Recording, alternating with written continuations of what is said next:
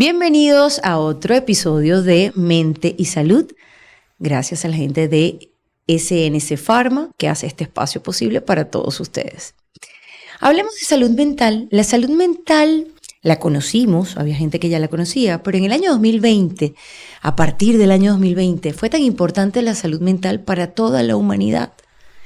Queríamos aprender cómo en medio de esa situación podíamos tener una buena salud mental. Pero qué bien que ese término y qué bien que esos conocimientos se quedaron con nosotros. Pero hoy no vamos a hablar precisamente de la salud mental como tal, sino de cómo mantenemos la salud mental cuando se es dado un diagnóstico, el que sea. En el caso de hoy vamos a hablar de un diagnóstico cardiovascular, ¿cierto, doctora? Y es por eso que vamos a conversar con la doctora Emilia Martínez, médico internista cardiólogo y miembro de la Junta Directiva de la Sociedad Venezolana de Cardiología. Autocuidado y bienestar emocional, que tiene que ver con la salud mental, en pacientes cardíacos y diabéticos. Lo que dije en la introducción, cómo se está manejando actualmente. Una vez que, como lo dije, tenemos ya conciencia de lo que es la salud mental, cómo se están apoyando los médicos en la parte emocional cuando se da un diagnóstico y cuando se tiene que vivir con un diagnóstico. Bueno, primero darte las gracias por la invitación y a SNC Pharma por este espacio que nos permite una ventana para hablar con la gente y tratar de educar un poquito acerca de cosas que necesitamos que la gente sepa para que su vida sea mejor. Tú dijiste algo muy importante y es que durante la pandemia aprendimos lo que era la salud mental. Yo creo que durante la pandemia todos nos dimos cuenta que teníamos una mente. La vida nos paró en seco. No tenías distracciones de trabajo, de los niños al colegio, tengo problemas en el trabajo con mi pareja, tengo problemas económicos, etcétera. Y solo podías pensar en cómo manejar una situación tan inédita para nosotros, no era inédita en el mundo, pero era inédita para nosotros, y empezamos a aprender a observarnos. Y empezamos a ver que teníamos emociones, que teníamos cosas que estaban allí, pero apartábamos de nuestra mente para no enfrentarlas. Nosotros los médicos, creo que todo el médico que me escuche va a estar de acuerdo conmigo, siempre tenemos que manejar las emociones, porque la salud es como lo más preciado que tiene un ser humano, es lo que más asusta. La gente dice, la gente le tiene miedo a los médicos. No, la gente le tiene miedo a lo que le va a decir el médico. Es correcto. Yo no quiero que me diga que tengo algo malo, que tengo alguna enfermedad. Y eso es algo que tú tienes que manejar porque si no, bueno, una parte está hecha, que es el tratamiento pertinente, de acuerdo a lo que tenga, pero la otra parte, que algunos le dan el 50%, yo le doy un poquito más. También hay que manejarla porque si mentalmente tú no puedes sobrellevar una situación, lo demás no va a ser todo lo que tiene que hacer. ¿Y cómo influye ese bienestar emocional en la salud de pacientes cardíacos y de pacientes diabéticos?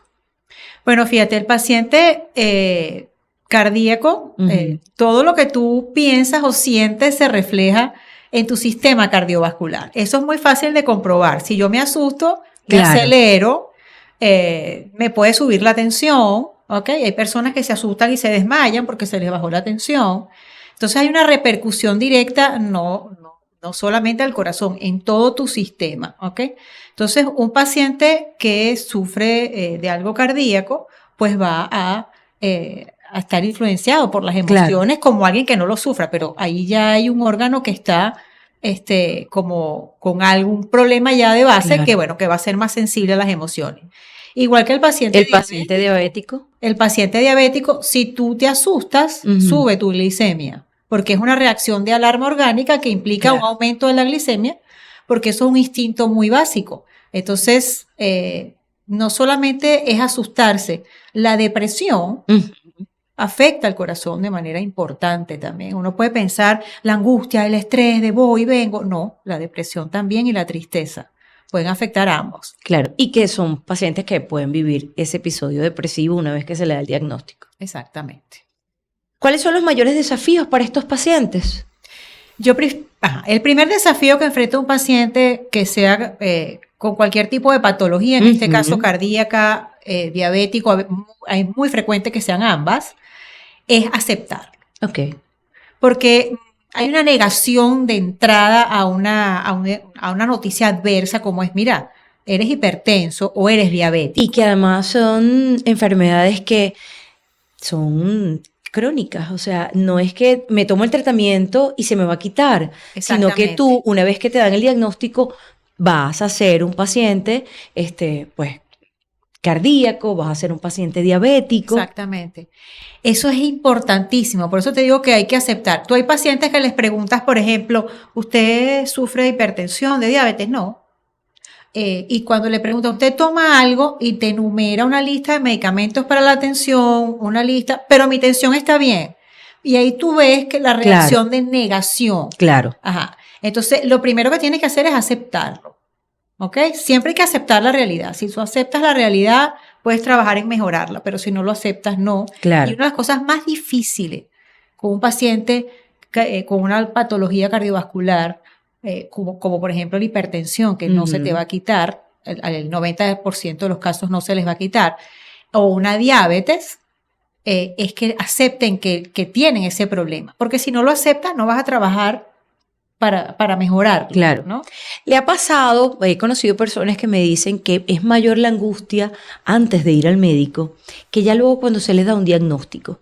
Y como estamos hablando de eso, del bienestar emocional, ese periodo previo al médico, ese periodo previo a los exámenes y una vez ya la tranquilidad de saber, tranquilidad entre comillas, de saber qué es lo que tengo, le ha tenido pacientes en donde le han dicho, gracias doctora por decirme qué es lo que tengo, ya estoy más tranquilo. Sí, bueno, en el momento que tú tienes un diagnóstico certero de lo que sea, ya se te quita la angustia de qué será, qué alcance tiene esto, cómo va a cambiar mi vida con esta enfermedad. Entonces, cuando tú le das un diagnóstico y educas al paciente en cuanto a qué puede hacer, qué no, cómo va a influenciar sobre su vida, pues por supuesto ya el paciente tiene un conocimiento que dice, bueno, ya yo sé qué voy a hacer. Claro.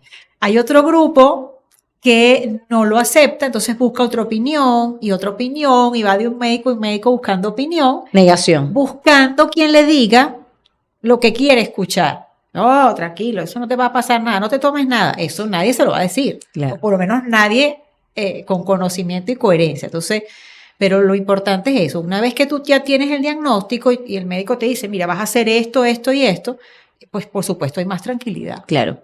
¿Cuán importante es el apoyo emocional a estos pacientes? Es fundamental. ¿Por parte de la familia, por parte de un especialista? Mira, depende. Okay. La psiquiatría siempre se ha visto, o la psicología, como no, yo no estoy loco, yo no voy a ir al psiquiatra. Eso es súper frecuente. Eso no es así. Nosotros a veces necesitamos apoyo emocional. Si tú ves que tú tienes que, como te dije, la pandemia nos enseñó a observarnos. Si tú te observas y tú ves, mira, no puedo con esto, no termino de aceptarlo, etcétera, me perturba más de lo que realmente el médico me dijo que me podía perturbar en mi día a día, tú tienes que buscar ayuda de un profesional que te ayude, ¿no? Entonces es importante por ese lado si tú eres una persona que eres autónomo en tu vida, que no eres dependiente. Si tú eres una persona dependiente por la edad, porque tienes alguna otra enfermedad que no te permite ser autónomo en tu vida, pues tú necesitas el apoyo emocional de tu familia. Y además muchas veces puedes necesitar el apoyo económico para poder cumplir un tratamiento que va a ser todo el tiempo. Claro. La parte de precisamente buscar un especialista, el psiquiatra, poco a poco afortunadamente la hemos ido desmitificando. Ya hoy en día ir a un psicólogo, ir a un psiquiatra, afortunadamente ya lo ven más normal, que debería ser normal. En la gente joven. En la gente joven. Wow. Bueno, pero vamos avanzando, doctora. Vamos avanzando. No, sí, hoy en día las nuevas generaciones lo ven ven diferente. Un psicólogo, un psiquiatra como algo normal, pero todavía hay personas de más edad que no. Y sobre todo el sexo masculino es muy resistente a consultar a un psicólogo o un psiquiatra para algún problema de salud particular. ¿Y un mal manejo de tu salud mental o del bienestar emocional puede afectar la evolución de ese paciente? Te lo digo así, somos mente. Somos mente hasta tal punto que si tú piensas en una situación en particular que te puede estresar y tu cuerpo no puede distinguir entre si es verdad o realmente lo estás viviendo. Entonces, todo el desencadenamiento de todos los mediadores cerebrales y hormonales va a ocurrir y no está pasando lo que tú estás pensando. Pero tú le estás mandando esa información a tu cuerpo. Exactamente. Entonces, si tú tienes un paciente que sufre, por ejemplo, de hipertensión, tú le estás mandando una reacción de alarma bárbara de una situación que no está existiendo y va a subir la tensión, va a aumentar la frecuencia cardíaca. Un paciente que tenga una arritmia puede exacerbar la arritmia, puede ponerla peor. Un paciente diabético puede aumentar su glicemia. O sea, sí. ¿Y cómo evaluamos eso? ¿Cómo evaluamos el bienestar emocional de un paciente cardíaco o de un paciente diabético? ¿Cómo lo ven los médicos? ¿Cómo saben si lo está manejando de una buena manera? Bueno, uno a lo largo del tiempo, ¿verdad? Uno va, porque eso te lo enseñan desde que tú estás estudiando medicina, ¿no? Lo que es la relación médico-paciente, que es uno de los primeros temas que tú tienes que aprender cuando estás estudiando medicina. Pero y en el tiempo tú desarrollas como la habilidad de ver, mira, este paciente no va a cumplir el tratamiento, este paciente sí puede ser que lo cumpla. Es como el paciente que tú le dices, mira, si tú rebajas 10 kilos, se te va a quitar la diabetes o se te va a mejorar la diabetes y se te va a mejorar muchísimo la tensión. Pero ya tú sabes qué tipo de personalidad es, cómo lo va a manejar y al final tú dices, este no va a hacer dieta, yo lo voy a medicar de una vez, ¿no? Eso lo maneja uno. Lo otro que uno ve, cómo ha tomado el paciente el diagnóstico, cómo lo está manejando, cómo lo está llevando. Y bueno, uno va evaluando, va hablando con el paciente en la medida de tus posibilidades. Y si ves que realmente el paciente no está haciendo sintonía con su enfermedad, de manera que lo pueda ayudar, pues tú lo tienes que referir a una persona, a un profesional que lo ayude, ¿no? Claro. Doctora Emilia, eso que me está diciendo me lleva a el autocuidado. ¿Cómo es el autocuidado de un paciente? Porque o sea, entonces dice, bueno, yo me voy a tomar mis medicamentos, pero eso debe estar supervisado por el médico. Sí, lo primero que tiene que hacer un paciente que tú le das un diagnóstico de este tipo, que son enfermedades crónicas, ¿verdad? Que hay que estar bien claro que si tú te cuidas, no van a hacer lo que la historia contaría si no intervienes médicamente. O sea, hay que estar claro en que una enfermedad tiene una historia natural. Claro. Va a pasar esto, y no es que uno se lo diga al paciente y dice, esta es bruja, no, es que uno sabe lo que va a pasar si tú no intervienes. Tú intervienes con tratamientos, procedimientos, etcétera, para cambiar el curso de esa enfermedad y que se quede allí tranquila sin que te vaya a producir un empeoramiento o te vaya a producir un evento, sobre todo en los pacientes diabéticos y cardíacos, que pueden limitar tu calidad de vida. Entonces, lo primero que tiene que hacer un paciente es asumir que tiene un problema y que tiene cómo tratarlo, qué es lo que va a hacer con eso. ¿Okay? Y que más allá del médico, las medicinas, él también es parte de ese proceso de mejorar o de cuidarse, mantenerse en el tiempo. Yo se los digo siempre, yo puedo hacer un récipe muy bueno, espectacular, pero si tú no lo haces, claro. Además no es solamente un medicamento. Es la alimentación, es el ejercitarse. Ajá, es un cambio del estilo de vida que tienes que asumir, pero eso tienes que asumirlo tú. Entonces tú ves con mucha frecuencia en la consulta que viene el señor y la esposa. El señor es el que tiene el problema de diabetes, de hipertensión, y tú ves a la esposa, es que dile lo que te comes a las 11 de la noche. Tú puedes tener a alguien, tú sabes, con la insistencia, no te comas eso, no agarres eso, tú no puedes comer eso, no hagas, pero al final la responsabilidad es tuya. Eso le iba a preguntar. Le iba a preguntar, el autocuidado puede ser, la palabra a lo mejor no es compartido, pero sí mejora si tienes a alguien a tu lado que te acompañe en ese autocuidado. Bueno, por supuesto. Porque no es que voy a hacer 2 dietas, mientras yo me estoy comiendo a tu lado una hamburguesa, a ti te pongo una pechuga sancochada. Sí, o tú no puedes comer dulce porque eres diabético. Y yo me estoy comiendo un pedazo de torta. Un pedazo de torta, un helado, lo que sea. El apoyo familiar siempre es invaluable, eso es para todo. Claro. ¿Ok? Y por supuesto, sí, pero si tú te concientizas tú vas a concientizar a tu entorno. Claro. Si tú ves, por ejemplo, un papá y una mamá que tienen sobrepeso, sus hijos probablemente también lo tengan, porque todos comen lo mismo. Claro. Entonces, tú tienes que pensar que lo que tú estás haciendo, en base a tu salud y a tu cuidado, lo estás reflejando hacia los que están a tu alrededor. Y si hay niños, pues eso es lo que tú le estás enseñando. Claro. Un mal autocuidado o un rechazo al autocuidado tiene que ver también con la salud mental del paciente. Sí, una de las cosas que a veces produce un diagnóstico es que te hace sentir inferior, te hace sentir porque a mí, que hice mal, Claro. la culpa, y eso son cosas que no te van a ayudar para nada, que no son reales, solo están en tu mente. Y sí, cuando un paciente no acepta que tiene una enfermedad, entonces tú ves que toman el tratamiento un tiempo, lo dejan, porque como tú bien decías al principio, esto no es una infección que tomas un antibiótico, lo terminaste y ya está. Claro. Esto es algo que hay que tomar el tratamiento. Y otra cosa importante es que el hecho de que yo me tome una pastilla todos los días no quiere decir que yo estoy bien controlado. ¿Sí? Ajá, vamos a ahondar allí porque nos dicen, pero si yo me estoy tomando todo y no mejoro, ¿qué pasa entonces allí, doctora?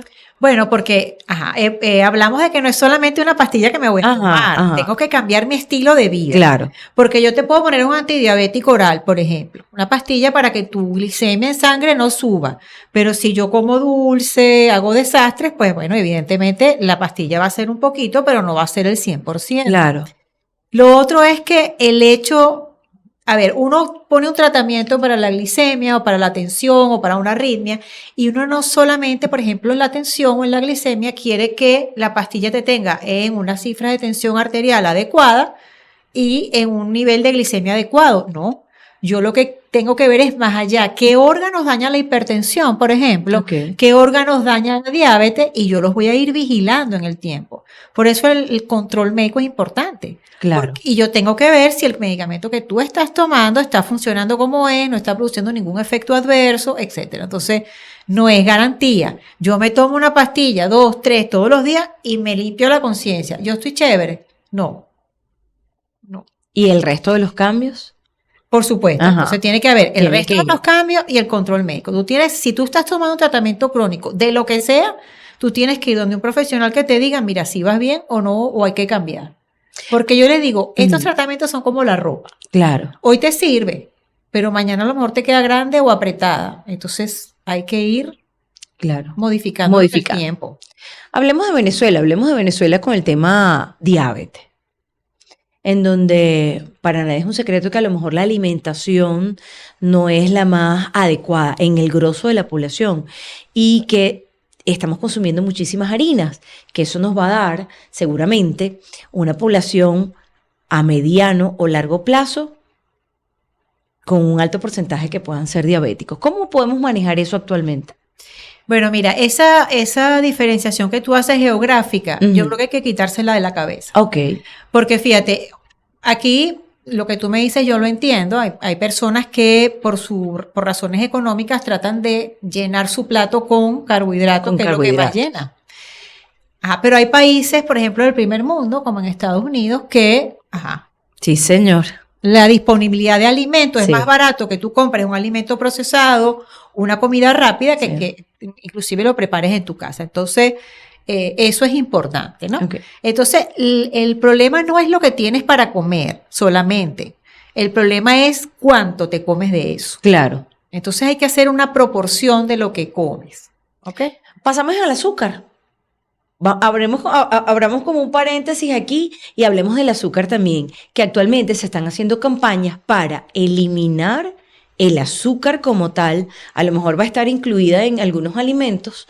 Bueno, podemos estar tan fastidiosos en ese aspecto, pero el azúcar como tal, hay muchísimas campañas donde también la están eliminando por completo de la dieta.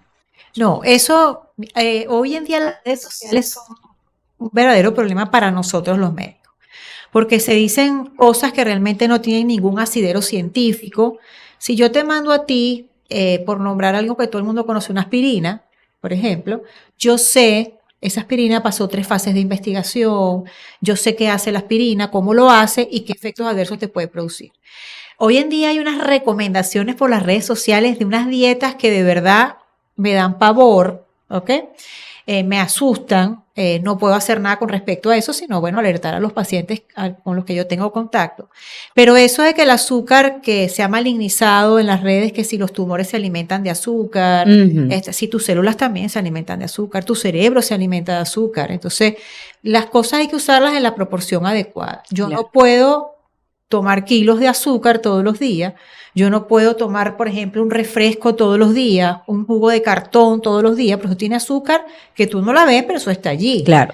Pero no tiene que ser eliminada radicalmente de tu vida de una manera, no puedo comer nada, porque entonces, ¿qué vas a comer? Porque todo lo que crece bajo la tierra, como digo yo, cumo, ñame, yuca, todos los tubérculos son almidones, son azúcares. Las frutas son azúcares. No, es el azúcar refinada. Bueno, yo te puedo decir, entonces la gente usa azúcar morena, por ejemplo. Sí, pero para endulzar un café, tú necesitas más azúcar morena que azúcar refinada, porque su potencia para endulzar es menor. Entonces, en cuanto a azúcar, es lo mismo. En cuanto a químico, probablemente no, pero en cuanto a cantidad, es lo mismo. Entonces, hay que tener un balance. O sea, no puedes comer azúcar. En todo. Exacto. Yo creo que hay que comer con conciencia. Y comer con conciencia. Vamos a anotarlo. Sí, es comer, acordarte, bueno, voy a desayunar tal cosa, y cuando tú vayas a almorzar o a planificar tu almuerzo, tú dices, bueno, desayuné tal cosa, entonces ya no voy a meter tanto de eso en el almuerzo.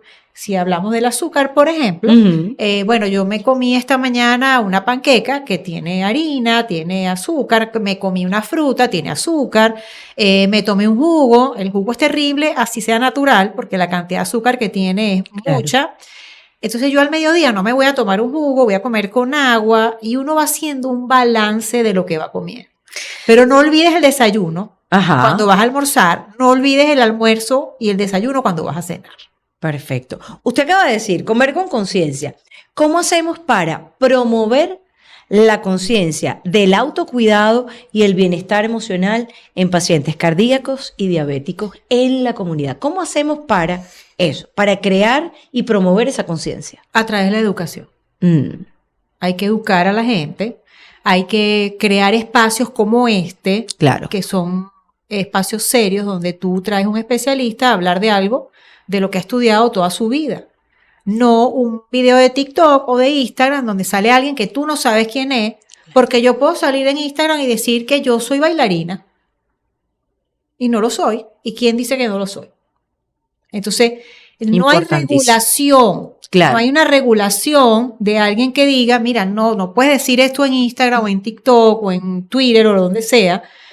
No existe. Entonces, hay que educar en el consultorio al paciente, hay que dedicarle un tiempo para que el paciente entienda qué es lo que va a hacer. Hay que hacerse ayuda de los profesionales. Si yo no sé cómo comer, puedes ir a un nutricionista que te oriente cómo vas a llenar tu plato. Claro. ¿Okay? Y hay que hacer campañas de educación que nos permita que llegue masivamente a la gente y que puedan entender lo que es verdad y lo que no. Bueno, lo acaba de decir la doctora Emilia Martínez, educar con espacios como Mente y Salud de SNS Pharma. Doctora, ¿dónde podemos ir a su consulta para chequear, para ver que todo esté bien? Yo estoy en el Centro Policlínico La Viña, en la Torre C, piso 2, consultorio 218. ¿Tenemos redes sociales? Sí, lo que pasa es que no las uso mucho para esto. Ok, perfecto. ¿Algún número telefónico al cual podamos llamar también para tomar la cita? Sí, 0414-359-8144. Doctora, gracias por estar con nosotros y por educarnos, que es tan importante. Pero antes de despedirla, le queremos tener un detallito. SNS Pharma le tiene un detalle el día de hoy. Gracias. Acá en Mente y Salud. Gracias a ustedes por invitarme y por darme la oportunidad de educar a través de este espacio. Importantísimo. Bueno, señores, a cuidarnos. Somos parte del tratamiento, no nada más los medicamentos que nos mandan, pero ese autocuidado también tenemos que estar asesorados por profesionales. Totalmente. No dejarnos guiar del autocuidado solo con las redes sociales. Así que muy pendiente de esto. Gracias a todos ustedes por acompañarnos una vez más en Mente y Salud. Feliz tarde.